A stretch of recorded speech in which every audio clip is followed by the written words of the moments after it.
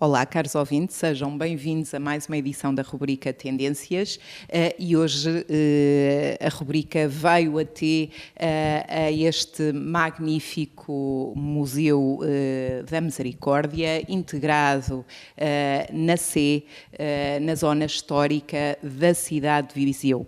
É um museu onde se encontram expostos mais de 70 tabuleiros de xadrez em torno de vários temas, quer sejam eles mais tradicionais ou mais modernos, mas também onde se pode contemplar várias peças e elementos culturais no âmbito da arte sacra e também uma componente histórica do contexto da misericórdia. E tendo como mote o Dia Internacional dos Museus, vamos abordar hoje a tendência dos museus e da arte do xadrez e, como não poderia deixar de ser, temos aqui uma cadeia de valor com três prestigiados convidados que constituem uma cadeia de valor relacional neste contexto dos museus. Portanto, temos o Dr. Henrique Almeida, na qualidade de diretor do Museu da Misericórdia. Temos a doutora Odete Paiva, na qualidade de diretora do Museu Grão Vasco de Viseu, e temos o doutor João Ferrari, na qualidade de dinamizador desta componente do xadrez, especificamente aqui com a agregação do valor nos museus, nomeadamente no próximo dia 18, no Dia Internacional dos Museus. Portanto, hoje, como eu já referi, vamos ter aqui a tendência dos museus e da arte do xadrez e gostaria de agradecer, antes de mais, por terem aceito o desafio e por nos ter cedido esta magnífica sala, Dr. Henrique, para que possamos ter aqui a nossa rubrica e quase num contexto experiencial e muito integrada nesta vertente e nesta dinâmica estratégica que o xadrez imprime a esta componente cultural e histórica. No contexto da Misericórdia, no âmbito do Museu da Misericórdia, enquanto diretor, fale-nos um pouco acerca da missão deste museu, integrado na cadeia de valor da Misericórdia. Então, boa tarde. Começo por saudar os caros colegas de mesa e também testemunhar que é um prazer para mim recebê-los aqui no Museu da Misericórdia, neste ambiente, como já foi referido há pouco, temos excepcional cenário que é constituído pela ambiência dos tabuleiros de xadrez. Portanto, bem-vindos a todos e é com gosto também que nós colaboramos com o seu programa e contribuindo ao mesmo tempo também para que outros ouvintes tenham possibilidade de entrar, portas dentro do museu e tenham ainda a oportunidade, no tempo que resta, de virem conhecer esta coleção que se deve, na sua totalidade, pelo valor das peças, ao meu parceiro aqui de mesa, João Ferrari, como já foi referenciado. Relativamente à Misericórdia, porquê a Misericórdia possuir um museu? Podia ser a pergunta-chave, quando a missão da Misericórdia fundacional é ir ao encontro dos mais desfavorecidos, população carenciada e que, remontando há 500 anos a esta parte, ainda manifestava mais essa carência e a ausência de assistência pública, que nós chamaríamos até um Serviço Nacional de Saúde. De facto, há 500 anos esta parte, quando a Rainha Dona Leonor, inspiradamente, quis criar a primeira Misericórdia em Lisboa, em 1498, ela estava a ser visionária e estava a antecipar aquilo que, para nós, hoje em dia, enfim, finais do século XIX, todo o século XX, começou a ser algo aceite, até como correspondendo a direitos assumidos da cidadania, ou seja, uma assistência social, uma assistência na saúde, mas que nessa época, e vindos ainda de uma herança medieval muito fechada, não correspondia de forma alguma a um cumprimento do poder régio. Portanto, não havia o que nós hoje em dia chamamos a rede hospitalar, a rede de centro de saúde, e aí que emana a preocupação da Misericórdia, inicialmente a Lisboa, como disse, logo após outras que seguiram o modelo dessa de Lisboa, e encontrando-se a Misericórdia de Viseu entre uma das primeiras a ser instituída em todo o país, no território nacional da altura.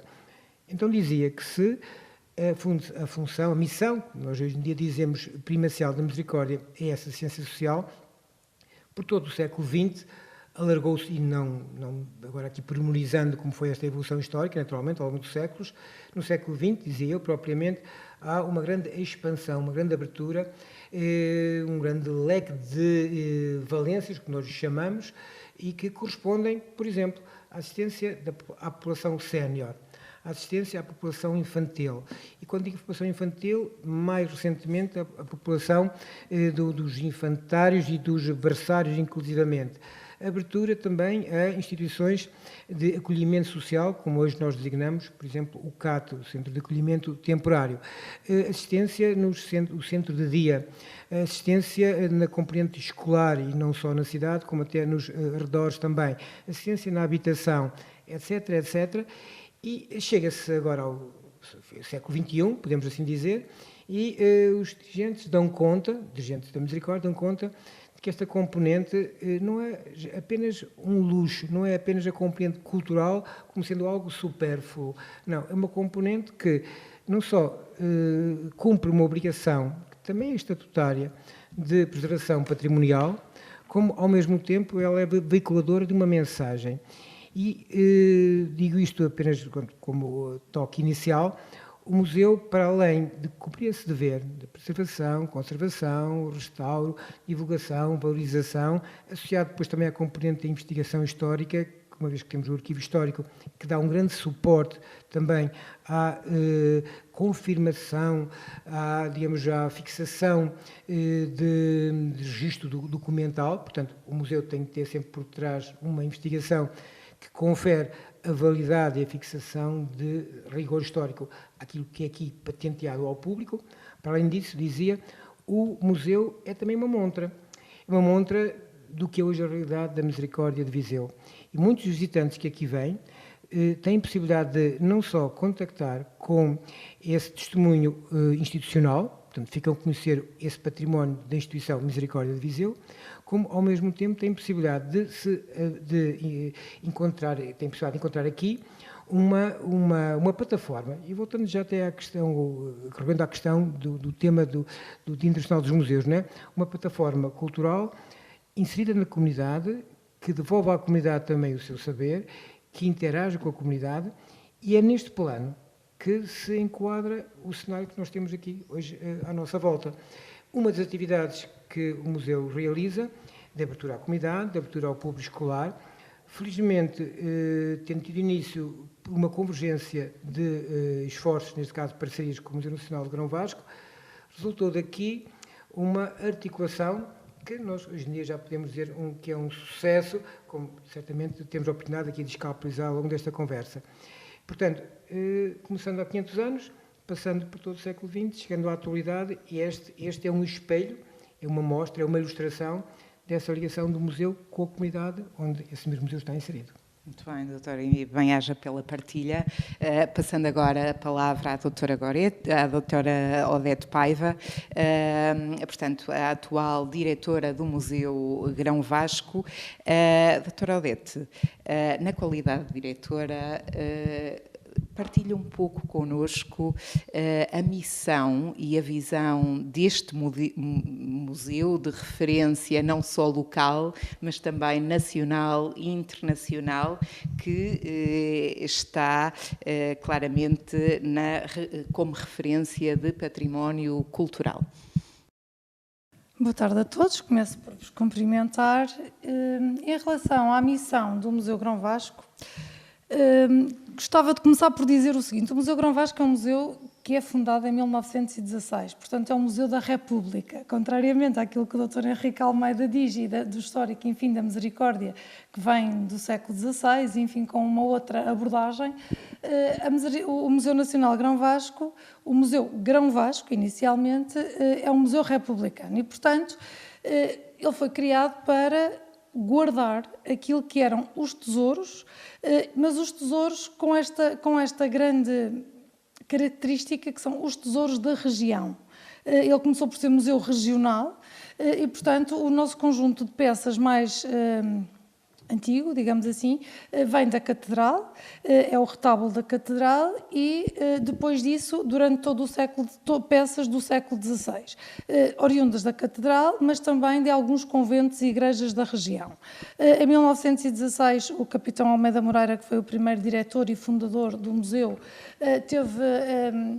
enfim, essa visão de conseguir juntar num espaço um conjunto de obras muito significativas no conjunto, nesta perspectiva deste território, desta região, mas também, simultaneamente, conseguiu juntar um conjunto de obras, que à época eram obras contemporâneas, do início do século XX, de pintores de reconhecido mérito nacional. E, portanto, neste momento, a coleção do Museu Grão Vasco tem obras desde o século XVI, do início do século XVI, até ao século XX, das mais diversas proveniências e também coleções desde pintura, escultura, cerâmicas, orivesaria, enfim, tem uma grande diversidade, quer de coleções, quer também de abordagem em termos de cronologia.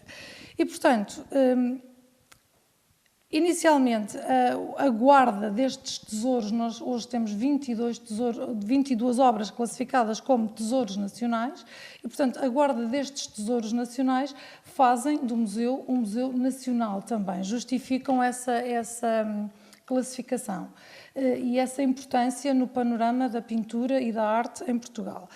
Hoje, o desafio do museu continua a ser conservar, continua a ser divulgar, continua a ser o objetivo para o qual foi criado, ao qual nós vamos acrescentando aquilo que é a contemporaneidade e as preocupações da sociedade contemporânea. Portanto, hoje estamos apostados em fazer dele um museu mais inclusivo, mais acessível e, para isso, enfim, conquistando novos públicos que até aqui não era muito frequente ver no museu.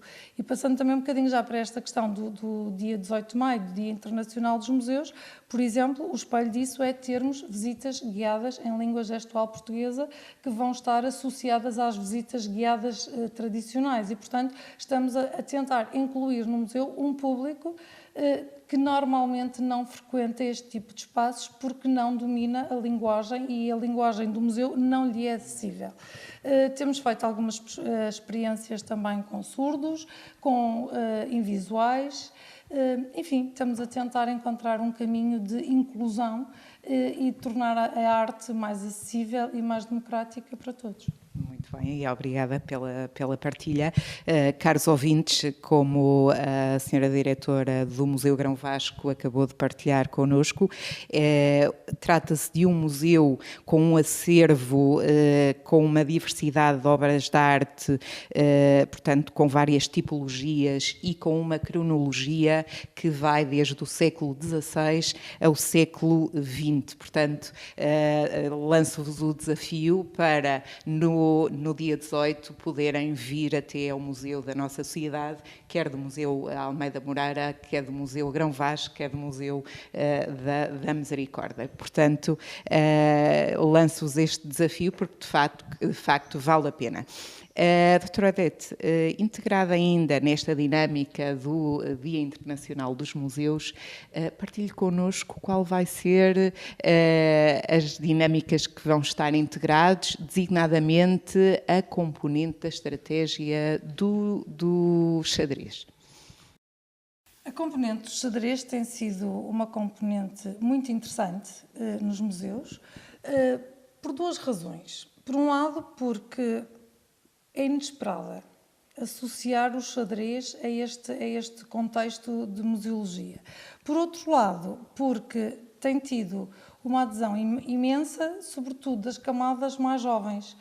Tem sido desenvolvido com escolas e isso tem, do meu ponto de vista, uma dupla valência. O xadrez, por si só, tem enorme importância do ponto de vista do desenvolvimento intelectual e, ao mesmo tempo, associado à arte, faz com que se estejam a associar duas atividades que dificilmente se prevê que apareçam juntas e, portanto, tem um caráter de inovação muito grande e de desafio também, porque, assim, à primeira vista parece que não há aqui nenhuma integração possível e quando se experimenta e quando se conhecem os miúdos que participam nestas atividades, nós sabemos que eles saem muito satisfeitos e que é uma experiência que não é só estética, é também uma experiência intelectual e de desenvolvimento de competências e de capacidades. E, portanto, associando dois mundos que, à partida, não eram muito expectáveis que se associassem. Portanto, quando assim é, há criatividade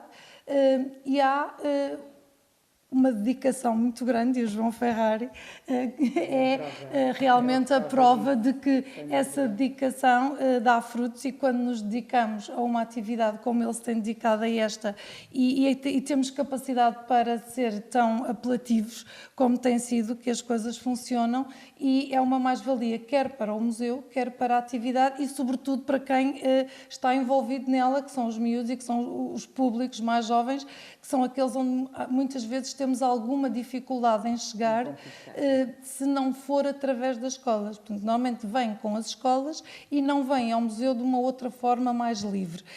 Nós agora no dia 18 de maio vamos ter um conjunto de públicos para esta atividade do xadrez que não vêm com os professores da escola e, portanto, também isso já nos deixa antever que estamos a criar um outro público, porque à segunda-feira, à terça, durante a semana, em que contactamos o professor, a escola e eles vêm, enfim, é um outro tipo de funcionamento. Ter miúdos ao sábado significa que isto é importante e que há uma disponibilidade grande de quem quer participar nesta atividade porque a julga lúdica, que é a primeira missão também, é fazer com que isto seja uma experiência agradável e, ao mesmo tempo, nós sabemos que, junto com essa experiência lúdica, estamos a acrescentar outro tipo de estímulos culturais e intelectuais, em que a cultura também é importante, naturalmente, mas tem a ver com concentração, com tempos, o João falará disso muito melhor do que eu, mas o xadrez por si só é uma atividade extremamente enriquecedora também para as crianças e para a formação intelectual das crianças. Portanto, essa junção parece-me que é assim perfeita. Muito bem. E bem-aja mais uma vez. João, então vamos direcionar para a componente do xadrez e permita-me aqui partilhar um pouco de uma perspectiva investigativa. Segundo o grande mestre de xadrez, José Raul Capablanca, que deve conhecer com toda a certeza, não é? O ex-campeão mundial, remete muito para que o xadrez é mais do que um jogo, é uma diversão intelectual que tem um pouco de arte e muita ciência. Portanto, trabalha muito nesta perspectiva de fazer chegar, tal como a doutora Odete partilhou connosco e o doutor Henrique, de fazer chegar estes vetores a vários públicos, desde os mais jovens aos mais séniores. É também, e por si só, um meio de aproximação social e intelectual. E aqui temos a prova que aliar a arte ao jogo do xadrez e promover uma pedagogia de sensibilização para usufruir do património e ambiente museológico é o objetivo deste projeto inovador que estamos aqui a falar e que amanhã, dia 18, será exponenciado e colocado de forma extensível a toda a população. João, materializou-se esta visão inovadora, este projeto inovador materializou-se num jogo que é a caça ao tesouro, que incuta algumas peças do museu de forma muito lúdica, digamos. Partilha um pouco connosco esta estratégia, esta metodologia e objetivo. Boa tarde, Sila. Felicitado pelo teu programa, As Tendências. Já é um programa de sucesso na cidade. Cumprimentar o Dr. Henrique Almeida por nos receber aqui hoje e deixar de ter aqui a minha exposição, estes tabuleiros todos, durante algum tempo, não, já vai um ano e tal, não é, Dr. Henrique? Cumprimentar a doutora Odete Paiva, que é agora a nova diretora do Museu Grão Vasco, pelas palavras amáveis que ainda agora teve para comigo, e o doutor Henrique também, e dizer o seguinte, Silóia, tu, antes de mais, pegaste numa frase de um ex-campeão do mundo, que é o Capablanca, e o Dia Internacional do Xadrez costuma ser no dia 19 de novembro. E não é por acaso, é porque é a data de nascimento deste campeão do mundo, do Capablanca, José Raul Capablanca. Esta frase que tu citaste tem um pouco de arte e muito ciência. Foi isso que me levou a potencializar, a levar o xadrez para os museus. Foi através desta frase. Na altura, foi o Museu Nacional Grão Vasco e o da Misericórdia, porque isto foi em 2016, o projeto em 2016, depois dentro do projeto do Viseu Educa, levou-me a vir para estes dois museus porque estavam de parabéns. A Santa Casa da Misericórdia pelos seus 500 anos, o Museu Nacional Grão Vasco pelo centenário, e nesse mesmo ano a autarquia também entrou como parceira, porque também fazia 100 anos, a autarquia também tinha 100 anos. E quando eu vi a palavra arte, eu disse, não, o xadrez entra aqui. Se tem um pouco de arte, entra aqui. E fomos os primeiros, a nível nacional, não sei, a nível internacional, não sei, a trazer xadrez para os museus. E em boa hora. Porque neste momento, depois de fazerem a tal caça ao tesouro, em que têm estes cartões, levam estes cartões, o grupo de crianças com as suas t-shirts e percorrem o museu, que são imagens. Aqui temos algumas do Museu da Misericórdia, mas é exatamente a mesma coisa no Museu Nacional Grão Vasco. As crianças são acompanhadas por técnicos do próprio museu que percorrem o museu, apanham as peças e depois, no entanto, numa tela, já com estas imagens, nunca despegamos dos próprios museus, eles vão estar à volta de um tabuleiro e vamos falar um bocadinho sobre xadrez. E é uma maneira mais engraçada, mais lúdica, pelo menos eles saem mais satisfeitos do que verem só o museu por si próprio, porque há aquela procura e tudo, e quando dão conta já passou. E depois ao fim ainda tem o xadrez, e depois podem vir ver esta exposição e outras atividades, que acho que depois para a frente vamos falar disso, de outros projetos que vão nascer dentro deste projeto, Silóia. Muito bem. Doutor Henrique, e voltando aqui ao Museu da Misericórdia, tendo esta sala com esta brilhante exposição de tabuleiros de xadrez, portanto, para os nossos ouvintes que não têm a possibilidade de estar aqui a presenciar esta visão magnífica, poderão fazê-lo via YouTube, pelo nosso canal da web, que o nosso programa tem a vertente também de filme, já para podermos partilhar também esta experiência que estamos a viver na rubrica.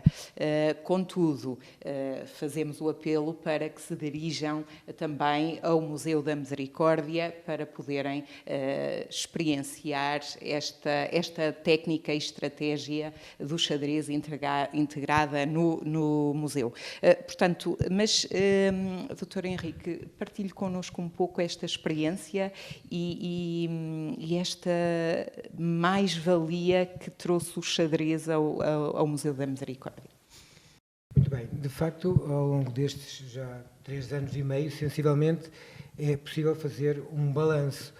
E um balanço que tem a ver não apenas com a atratividade que esta mostra, que começou de forma mais incipiente, com menos tabuleiros, e que o seu proprietário, João Ferrari, foi alargando até chegar a esta quantidade, falámos nos 70 tabuleiros, e mais espaço houvesse e mais tabuleiros viriam para enriquecer este mesmo espólio que aqui está patente.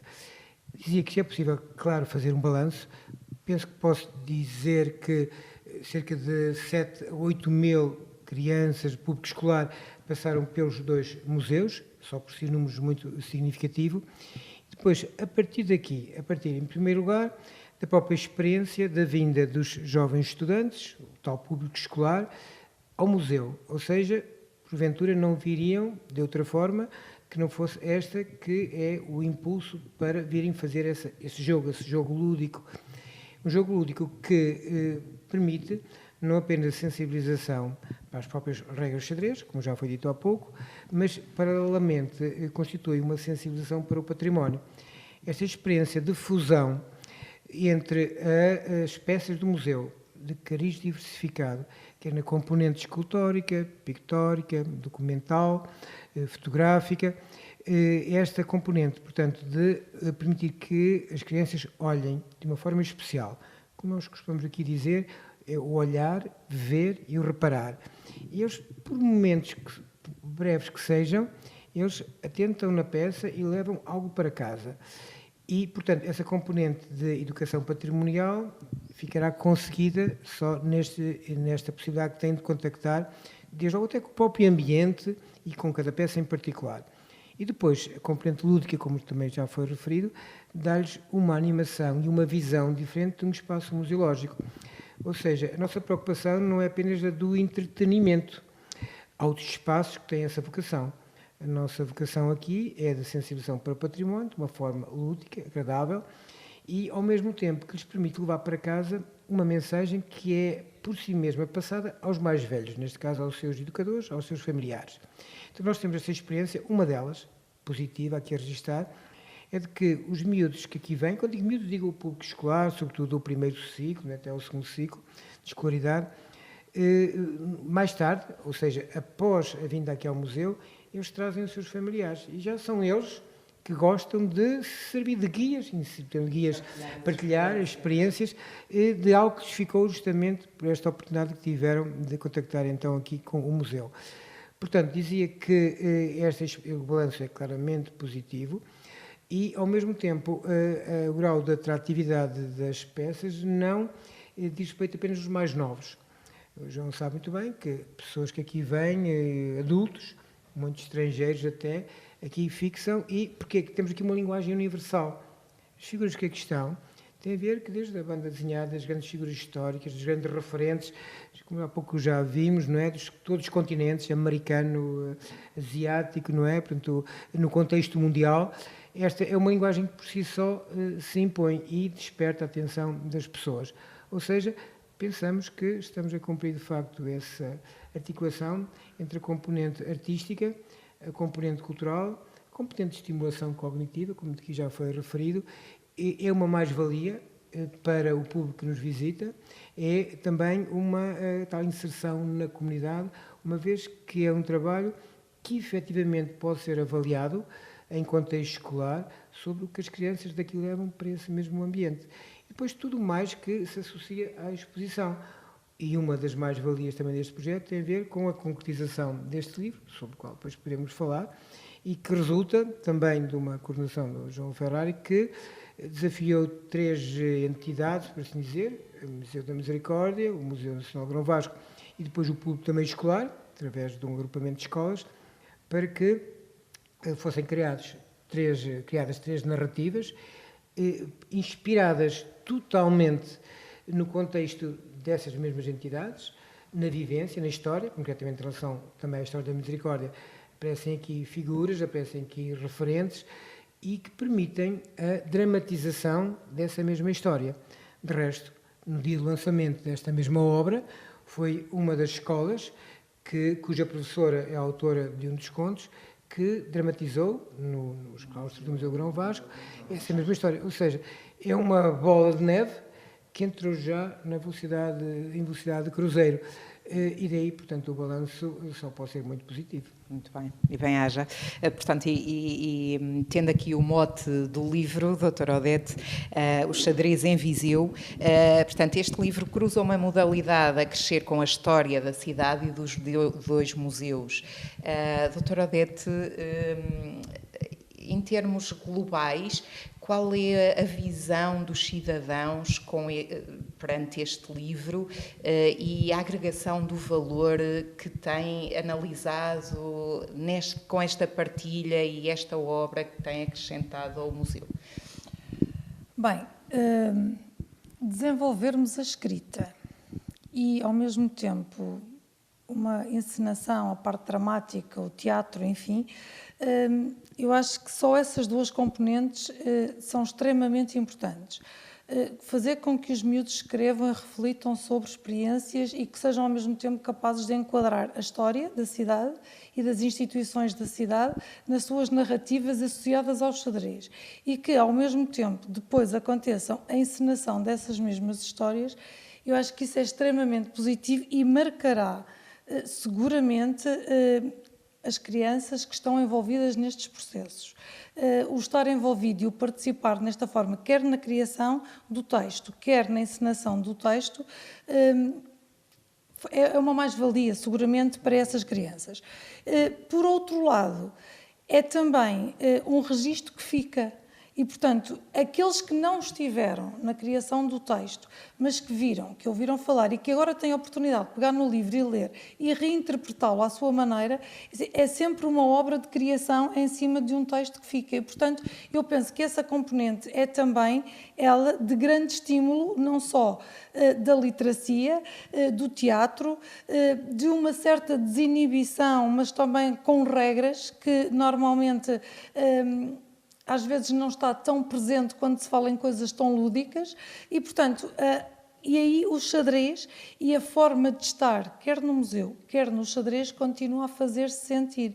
E, portanto, continuamos a ter um aspecto cultural extremamente importante, de dar a conhecer e, simultaneamente, desenvolver competências nas crianças que se envolvem nessas atividades. Portanto, eu penso que este livro foi extremamente importante e um sucesso quando foi apresentado, mas estará condenado a sê-lo sempre, porque não há muita literatura dentro desta área, não há muitas abordagens deste género e, portanto, ele continuará a ser uma peça única de um momento, mas ao mesmo tempo que perdura e que pode ser reinterpretada a cada ano por novos intérpretes, por novos atores e em novos contextos. Portanto, eu espero que o João continue disponível para voltar a pegar nas histórias e voltar a encená-las em diferentes contextos e com outros públicos e dessa forma o livro e as histórias farão sempre sentido e estarão sempre vivos.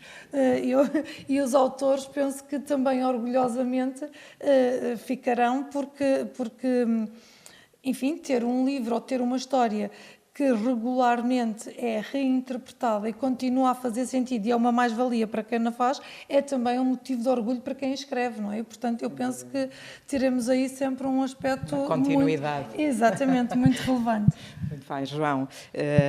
E uma vez que estamos aqui a falar e a focar muito no xadrez, partilhe connosco a dinâmica que se vai realizar amanhã, quer a um nível interno nestes dois museus, quer a um nível externo.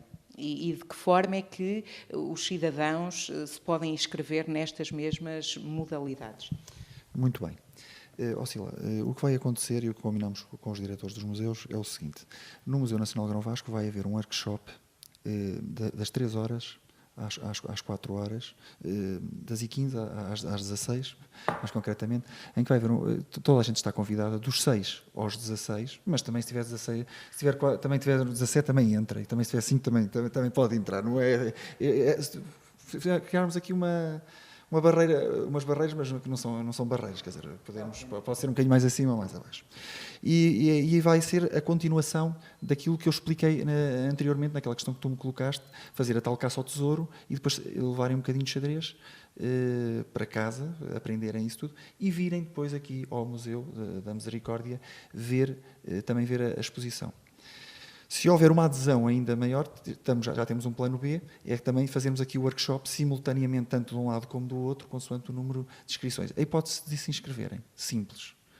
Ligam para os museus, querem participar. Se não se quiserem inscrever, podem vir à última da hora, que já temos o plano B, o tal plano B, para criarmos uma segunda estratégia que está alinhada e termos simultaneamente pessoas, porque eu falo de xadrez, mas há muita gente que está por trás de mim que também ajuda. Nós temos um clube de xadrez, que é o Clube de Xadrez UGT Viseu, mais uma coisa inovadora, na altura foi um sindicato, mas está a resultar bem, onde temos a nossa equipa na 3ª divisão, onde temos várias atividades de xadrez e torneios em vários pontos da cidade. Nós, por exemplo, já fizemos dentro do Museu Nacional de Grão Vasco uma jornada do nosso torneio interno. No Museu da Misericórdia também tivemos aqui um torneio e tudo. Foi outra maneira de trazer pessoas do xadrez para dentro. Fizemos um curso de monitores em que algumas pessoas fizeram o curso de monitores tanto do Museu Nacional de Grão Vasco como do Museu da Misericórdia, para agora podermos potencializar isto. O futuro disto é o seguinte, é a proposta. Nós tínhamos este modelo, mas este projeto vai sofrendo as suas metamorfoses. E a próxima, e foi o desafio que eu já coloquei, é pegar no livro e criar a tal encenação mais regular. O próximo ano letivo, a partir de setembro, vai haver os materiais em que eles vão pôr a coroa, o manto, e vão ser os reis e as rainhas, e percorrer o espaço, e vão interpretar isso tudo, e vamos ter um modelo que é isto. Porque nós, antigamente, a tela normalmente fica no exterior. Estamos muito limitados ao tempo, ao clima. Assim, não, ao interpretar temos as duas coisas. Podemos tanto trabalhar no inverno como no verão e explorar isso. E claro que eu vou contar aqui com a presença da doutora Henrique Almeida como autor, isso tudo, e a doutora Odete Paiva também tem lá a doutora Garcia Martins que escreveu a história e isso tudo, e acho que vai ser a primeira vez, agora no dia 18, que a doutora Odete Paiva, como a nova diretora, e que, quero aqui também dizer, que foi uma das madrinhas para o xadrez ter esta dimensão toda, que também ajudou, como o doutor Henrique também ajudou, porque isto só se consegue fazer com amigos. É mesmo assim. Com sinergias. Com sinergias e juntando proatividade. E o que temos aqui na mesa eu tenho aqui três pessoas amigas e por isso é que hoje estamos aqui todos a falar de xadrez. E cultura também, não é? Portanto, é uma componente convergente com a cultura. A doutora Odete, mas para além desta perspectiva do xadrez e integrado no dia 18, no Dia Internacional dos Museus, fale-nos um pouco das atividades que vão decorrer no Museu Grão Vasco e de que forma se poderão inscrever ou se há necessidade de inscrição.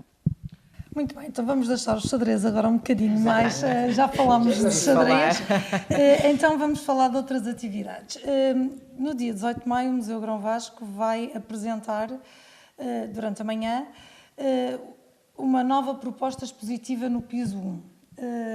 Reformulámos algumas salas, há peças, sobretudo pintura, que não têm estado expostas ao público, têm estado em reservas e que, portanto, fomos às reservas buscar aquilo que temos de melhor e que tínhamos coisas muito boas e, portanto, há duas salas que estão completamente renovadas com peças das reservas.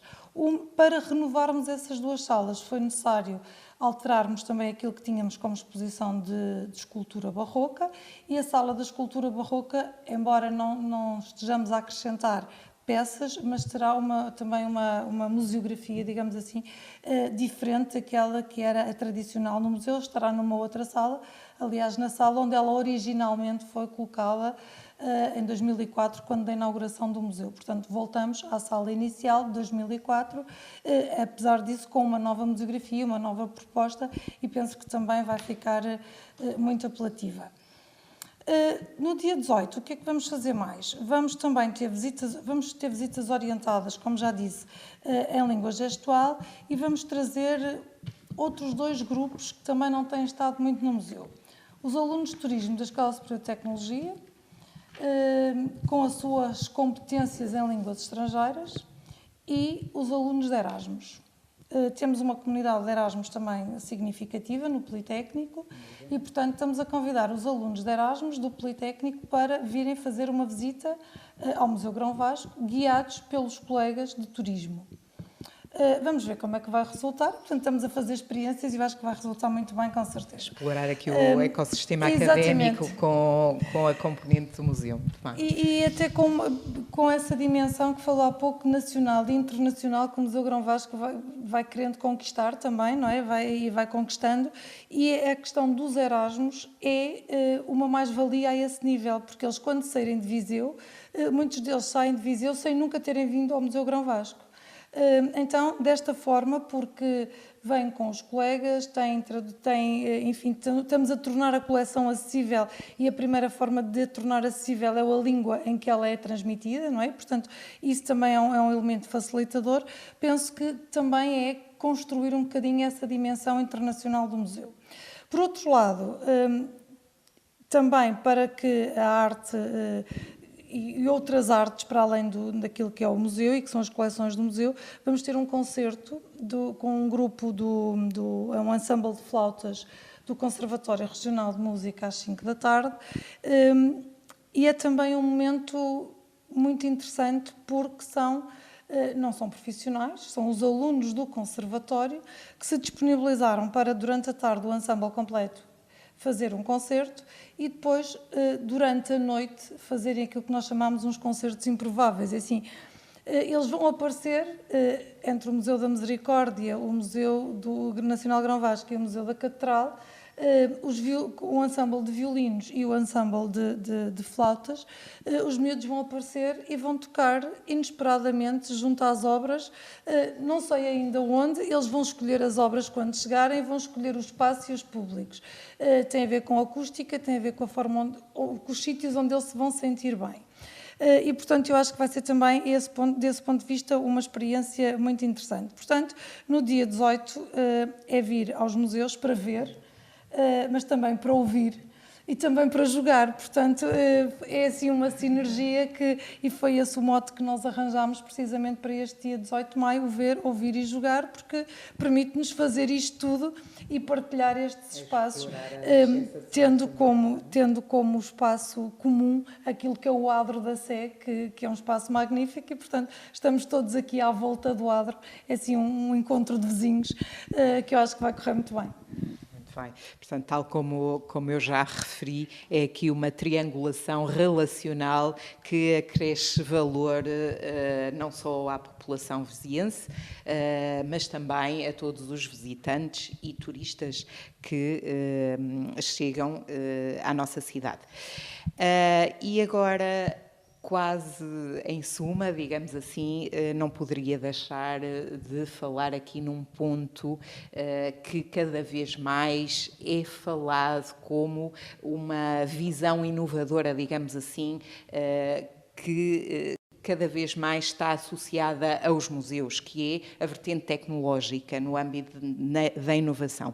E gostaria de ouvir a vossa opinião neste contexto, nomeadamente a do João, no contexto também do xadrez, porque tem também esta vertente da tecnologia. Portanto, o que é que o doutor vê num futuro com esta integração da tecnologia? Qual é a mais-valia ou se concorda com esta integração no âmbito da inovação? Penso que essa é uma questão que hoje já começa a ser algo pacífica no debate, enfim, da escola museológica ou das escolas museológicas, passada este deslumbramento, não é? E aquilo que era visto até há algum tempo quase como uma competição ou como uma visão dilemática, não é? Ou a aura da obra em si mesma, preservada no museu. Não podemos aqui teorizar sobre Walter Benjamin, não é? Que é o teórico destas questões e que há uns tempos esta parte, uma discussão que já tem 2 décadas, que permite perceber que cada coisa tem o seu lugar. Claro que os museus têm que ver as tecnologias como aliadas. E aliada, sobretudo, até na componente comunicacional. Até algum tempo atrás, entendia-se que se o visitante tem possibilidade de, no seu espaço familiar ou no seu domicílio, viajar pela maior parte dos museus do mundo inteiro, para quê? Ter o trabalho e a despesa de se deslocar a esse mesmo local. Essa questão, penso, está hoje ultrapassada, porque nós entendemos que quanto maior for a divulgação, mais vontade podemos despertar no visitante de ir ao local. E o contacto com o local traduz uma experiência intransmissível. Quer dizer, a aura do contacto com a obra, a emoção estética, que faz chorar, que faz rir, que faz emocionar, é aquela que só se consegue ter perante a obra, mais ainda quando há um intermediário que não substitui nem condiciona essa emoção estética, mas abre horizontes para cada visitante sentir esse toque. E toque, perante o sortilégio da arte, é algo que se sente na presença dessa mesma obra. Portanto, dizia o que é pacífica, essa utilização da plataforma tecnológica, redes sociais inclusiva, o que passa inclusivamente até por não vermos como um inimigo a fotografia, que adultera, não é? Que reproduz, que replica, não é? O original, como se isso que causasse um desinteresse por esse mesmo original. Não. No fundo, pessoas gostam de fotografar aquilo que é possível ser fotografado nos museus. Isso também é um percurso que já fez a sua escola, não é? E há cuidados, obviamente, que têm que ser tidos, mas alguma facilitação no sentido de permitir que o visitante registre já não apenas a peça em si, quadro, seja escultura, mas a sua proximidade em relação a essa peça.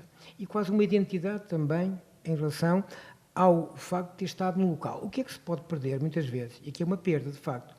É a pessoa estar mais preocupada em fazer o registro fotográfico da peça, propriamente absorver, usufruir, contactar, esteve ali, mas e o que é que viste ali?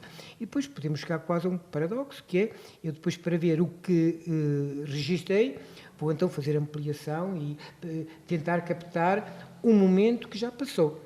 E se eu não usufruir no momento em que estive, perdi uma oportunidade. Isso por um lado.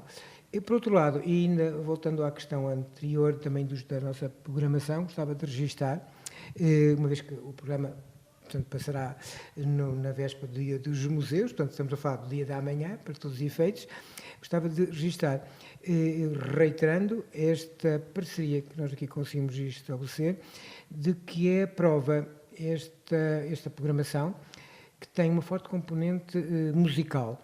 E também para dar um pouco a ideia de que o Dia dos Museus, digamos, é uma festa que é vivida com euforia, com participação, com convivialidade, sendo que o elemento musical é esse elemento também que permite articulação. Então, permita-me que diga aqui que nós, no Museu da Misericórdia, damos logo o toque na véspera, trazendo justamente aqui alunos do Conservatório de Música. Portanto, essa tal abertura à comunidade manifesta-se por a possibilidade que nós damos, com todo o gosto, de fazer do nosso espaço um palco para a cidade. Depois, no outro dia, à noite, também temos esses concertos improváveis, que permitem que as pessoas, por assim dizer, saltitem levemente, não é? Esvoassem, não é? Levitem, assim dizer, não é? Por os três espaços, encontrando em cada um deles mais um motivo, mais um diálogo artístico, interartístico, diríamos um florilégio de artes, né, que envolve afetivamente com uma agradabilidade, não é, o ambiente da vivência do próprio museu. Nada de estarmos num ambiente soturno, vazio, fechado, não é? Apenas aberto aos intelectuais que, em teoria, já gostam de estar, mas essa democraticidade, por assim dizer, que investe, não é, no estímulo que cada um deve sentir face àquilo que desperta a sua curiosidade nos próprios museus. E, por fim, acrescento que, integrado nesses concertos improváveis, mas com uma, vamos dizer assim, exclusividade que a Igreja da Misericórdia que só a Igreja da Misericórdia permite proporcionar, vamos ter também o órgão, portanto, um concerto de órgão com o Guilherme, e não só, e com jovens alunos de um instrumento que aparentemente está um bocadinho assim fora de moda. Estamos a falar de um órgão de tubos, o órgão ibérico que temos aqui na Igreja da Misericórdia. Por isso, para os ouvintes do programa também, que tenham curiosidade em ouvir um concerto, breves concertos, estamos a falar de 15 a 20 minutos, teremos às 9 horas aqui na Igreja da Misericórdia, portanto, e depois também às 22 horas. De modo que esta articulação permite que, voltando à sua questão, que as novas tecnologias também, neste caso, sirvam para publicitar, para divulgar, e temos todo o gosto em que gravem o concerto, enfim, com todos os cuidados direitos da autor, porque se alguém gostar e se partilhar o gosto que sentiu, graças às novas tecnologias que permitiram esse contacto, essa aproximação e não afastar as pessoas, no fundo, não é? Mas atrair as pessoas para os locais. A tecnologia tem essa habitualidade. Sem dúvida. Doutora Odete, e agora, portanto, dando continuidade ao pensamento do Dr. Henrique, mas olhando designadamente para a componente da realidade aumentada, a realidade virtual, muito direcionada a esta abrangência do acervo que o Museu Grão Vasco tem, como é que vê esta nova vertente de interação tecnológica no âmbito da inovação dos museus? Bem, Vamos aqui distinguir dois tipos de museus. Os museus com uma grande coleção, como é o caso do Grão Vasco, com 22 tesouros nacionais e, portanto, não precisamos de nada virtual. As obras estão lá para ser vistas e não há nenhuma experiência aumentada nem virtual que se substitua e que seja mais significativa do que estar no espaço e ver a obra. Desse ponto de vista, a tecnologia tem algumas vantagens, na verdade. Por exemplo, nós entramos num projeto da Google Arts and Culture e eles fizeram um Street View, com o mesmo equipamento do Street View, fizeram imagens das salas e fizeram imagens de altíssima definição das peças, dos tesouros nacionais, na verdade, do Museu Grão Vasco. E, portanto, quem quiser ver ao detalhe, ao pormenor, as obras do Museu Grão Vasco, pode ir à Google, faz uma pesquisa e tem as salas, tem as obras em pormenor. Agora, o ambiente da sala, a obra e a sua dimensão real nunca será substituída por mais virtualidades e por mais realidades aumentadas e por mais 3D que se queiram. Portanto, essa componente tecnológica servirá sempre como um meio de atrair pessoas ao museu, de atrair para aquilo que é para a existência física das obras. E depois nós sabemos que, independentemente do tipo de tecnologia, não há nada que substitua a experiência estética e a experiência até emocional, muitas vezes, de olhar para uma obra de arte. E, portanto, o que é que eu direi? Preferirei sempre a obra à tecnologia, preferirei sempre a visita ao sítio e ao seu contexto do que uma experiência confortável de sofá. Apenas no âmbito da tecnologia, sem dúvida. Desse ponto de vista, acho que a tecnologia pode ajudar a conquistar novos públicos à distância e nunca se sobreporá àquilo que é verdadeiramente a obra, verdadeiramente o que ela teve de inovador, de criativo no contexto em que foi criada e o significado que ela teve na comunidade onde foi, muitas vezes, quando estamos a falar da questão da pintura sacra, nós hoje nos museus separamos aquilo que é a experiência estética daquilo que foi, em alguma época, uma experiência até de fé, não é? De religiosa, e essa religiosidade que acabou por desaparecer daquela obra pelo contexto em que ela está hoje, ganha uma nova dimensão. Essa dimensão da estética, da beleza, que é também foi sempre uma preocupação na sua elaboração, porque elas sempre foram feitas para causar espanto, admiração e para que as pessoas aderissem àquela obra. Então, a única forma disto acontecer é estar no mesmo espaço e, portanto, eu acredito que os museus terão sempre público e que quanto melhor forem as coleções, mais público terão, independentemente das formas como também outras formas que se tente encontrar para comunicar as coleções, mas nada substituirá a obra de arte. Naturalmente. Portanto, a tecnologia aqui, no âmbito da inovação, será visto como um benefício e será sempre um meio facilitador para a conquista de novos públicos, nomeadamente. Muito bem. João, e temos mesmo que finalizar. A conversa está muito agradável, com esta partilha de conteúdos extremamente úteis e interessantes. Contudo, temos mesmo que terminar e fica aqui a promessa que daremos continuidade com outra rubrica mais direcionada a contextos do museu e direcionada a práticas do xadrez, mas só mesmo no contexto da tendência do xadrez no âmbito da inovação. O que é que se prevê futuramente para a conquista destas vertentes mais interativas e digitais, digamos? O que está a acontecer agora atualmente nas aulas de xadrez, claro que eu prefiro os tabuleiros, porque muitos destes tabuleiros que estão aqui também vão para as aulas. Eu prefiro a parte que eles toquem, isso tudo. E quero fazer referência ao seguinte, por exemplo, está aqui um tabuleiro que temos à nossa frente, foi um viziense, o Sr. Luís Filipe, que fez, porque viu a coleção e fez este tabuleiro em nozes, que é a representar pronto, homens e mulheres do campo, da aldeia, das nossas culturas, das nossas tradições, e eu valorizo muito isto e eu gosto mais disto, eu gosto de tocar. Agora, a nível, temos que nos render também à tecnologia. Porquê? Porque nós estamos aqui ao pé de um relógio de xadrez. Antigamente as partidas de xadrez eram uma ampulheta, virava-se ao contrário, não sei o que e tal. Este relógio é nada mais, nada menos que é usado atualmente no Campeonato do Mundo. Temos aqui um relógio que é a final do Campeonato do Mundo, é esta versão, é este modelo que é feito. E é ligado, e depois tem um próprio tabuleiro que liga, e toda a gente na sala pode ver a partida direto, e até pode estar em Portugal e está a ver a final do Campeonato do Mundo direto, isso tudo. Depois temos outras situações que estamos a arrendar dentro do jogo, que é o seguinte: DVDs criados para infantários, desde os 3 anos de idade, isto com uma parte pedagógica, com pessoas que estão preparadas para fazer isto, mais lá fora, no estrangeiro, nós estamos a iniciar, em que são aulas em que as crianças mexem e nem se apercebem que estão a aprender. E pronto. E aí, eu hoje costumo dizer que talvez aí 30% das aulas são tecnológicas e as outras 70% são para tocar. Mas que eu prefiro a outra, mas tenho que dar a razão e dar a mão à palmatória, que também a tecnologia aqui tem uma grande importância. Por isso é que nós também, o site da própria Federação, a própria Federação Portuguesa de Xadrez, cada vez mais tem dinamizado, tem potencializado isso, e temos tirado benefícios a nível de estudo, a nível de memória e isso tudo. Muito bem. João, bem-aja pela partilha também.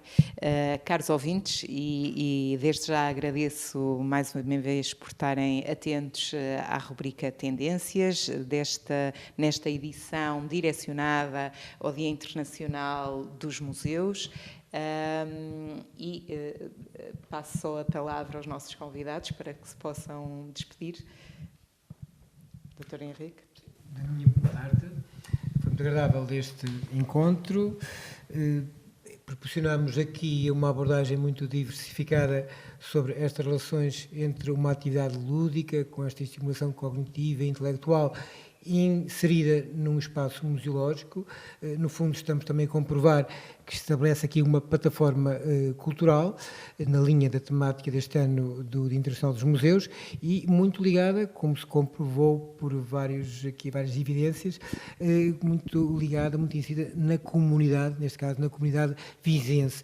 E daí, por um lado, tem esta singularidade, ou seja, esta irrepetibilidade, tem a ver com um contexto muito concreto, e também, de certa maneira, estamos aqui a criar ou a reconhecer a identidade deste território, e estamos, de alguma forma, também a criar património, ou pelo menos a contribuir para a educação patrimonial dos mais jovens. Por outro lado, fica o convite para virem aqui ao Adro da Sé, onde encontrarão múltiplos motivos, desde manhã até à noite, até às 23h30. Devo dizer que no ano passado houve aqui uma peregrinação para os 3 espaços, incluindo aqui também o Tesouro, portanto, da Sé, e ao longo do dia esses momentos vão ser pontuados por atividades diversificadas. No nosso caso também com uma atividade de apresentação de peças que restauramos ao longo deste ano, e o museu aqui também não deixa de cumprir essa vocação, essa missão de preservação, de recuperação de peças, conjugadas justamente com esta festa, no fundo alegria, convivialidade, que no fundo tem marcado e certamente vai continuar a marcar o próximo Dia Internacional dos Museus. Sejam bem-vindos, as portas estão abertas, até porque as entradas são franqueadas durante todo o dia. Cá vos esperamos. Muito bem, eu quero começar por agradecer, agradecer à IRCI o convite para estarmos aqui. Foi uma conversa agradável, enfim, agradecer também ao João, que de alguma forma também nos desafiou para isto, e convidar naturalmente os ouvintes a aparecerem no Adro da Sé e depois escolherem a porta, a primeira onde querem entrar, porque depois é tudo de seguida, e visitarem os museus, ouvirem música e, claro, jogar xadrez, que vai fazer parte também deste dia. Como o Dr. Henrique já também referiu, as entradas são gratuitas, não precisamos de inscrições para as atividades, é aparecer e desfrutar daquilo que é o vasto e rico património da cidade e divertirem-se com isso também, que é isso também que é importante. Portanto, ficou feito o convite e o agradecimento por este momento. Eu quero dizer que é um gosto ter estado aqui com estes 3 amigos, porque é mesmo assim, e dizer que, já que esta é a rubrica das tendências, reforçar isto, que isto não é uma moda mas que o xadrez é uma tendência e vem para ficar. E convidar todos que estão aí em casa que deixem o sofá, deixem um bocadinho a televisão e que venham até aos museus jogar um bocadinho de xadrez, ouvir música e outras mais atividades, e conviver e falar, que isso também é importante. Muito bem, caros ouvintes, e assim finalizamos a nossa rubrica Tendências e fica aqui o desafio dos nossos convidados para aproveitarem todas estas dinâmicas integrado no Dia Internacional dos Museus, com a articulação da estratégia, da cultura, da música, como foi aqui referido. Portanto, Fiquem atentos a todas estas dinâmicas e saiam de casa e aproveitem e venham até ao nosso centro histórico a aproveitar estas dinâmicas que a cidade vos oferece amanhã, no dia 18. Portanto, bem-aja mais uma vez por estarem aí desse lado e, para os interessados, aproveitem e entrem na nossa página do www.rci.pt e podem observar esta sala com esta envolvência de todos estes tabuleiros de xadrez que nos rodeiam de uma forma muito interessante. Portanto, bem-aja e até a próxima sexta. Obrigada.